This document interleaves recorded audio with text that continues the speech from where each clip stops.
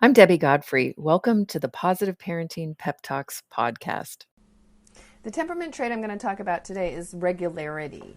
And on one end of the spectrum, we have a child who's predictable, and on the other end of the spectrum, we have a child who's irregular.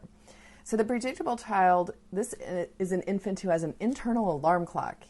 He or she wakes up and gets hungry and tired at the same times every day.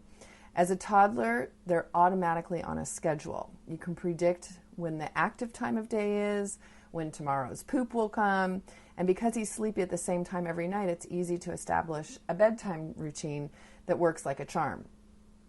At the other end of the spectrum, we have a child who's irregular. One day this infant wakes up early, and the next day she sleeps in late. She takes long naps and she takes short naps. There is no predicting this child's schedule. As a toddler, she can eat 3 small meals some days and have 5 big ones on others. As a preschooler, he or she may get unpredictably grouchy because no one expected her to be tired or hungry at that moment, and she's never sleepy at the same time every night. It's hard to establish a bedtime routine. So your child is somewhere on this scale of having a regular predictable regularity or irregular regularity. Some of the ways that we interact with this one, if the child is predictable and you, the parent, are predictable, then you work together like the parts of a well-oiled machine. So you both can be on the same schedule. You both can predict when each person needs to do what. No problem there.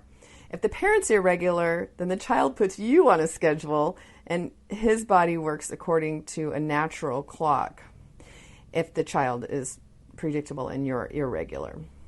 So one of the things that you want to do to put you on a schedule is set an alarm clock to remind yourself when to start meals or begin the bedtime routine, and adapt to your child's schedule.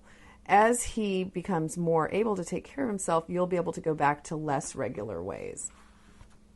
If the child is irregular and you, the parent, are irregular, both of you are spontaneous and inclined to eat and sleep according to random body signals, not to the clock. Such a hang-loose lifestyle works fine unless your child is also low in adaptability, which is another one of the temperament traits.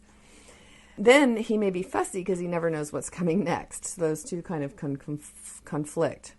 If needed, provide routine and regularity so that your child feels secure. So if your child is irregular and you, the parent, are predictable, then what we have is a situation where you're probably used to living by the clock, but your child isn't. And because your child's schedule is unpredictable, watch her signals to see when she needs to eat and sleep. Some irregular children don't notice when they're hungry. They just get grouchy. So keep an eye out for that as a sign that grouchiness is a sign that she's actually hungry. And make sure that you keep I always kept snacks in the car when I picked my kids up from school, drinks and snacks, just so that they always have them available if they are hungry, because otherwise they get really grouchy. And to avoid power struggles, don't push the child to eat. Instead, invite and say something like, "I'd wonder if you'd feel better if you had a snack." So that is regularity. Hope some of these gave some clues as to what you can do. Have a great day and happy parenting. I hope you enjoyed today's episode of the Positive Parenting Pep Talks podcast. For those of you that don't know me, I'm Debbie Godfrey, owner and founder of positiveparenting.com. I hope you'll go and check out my website and follow me on Instagram and let me know about what you thought about today's episode.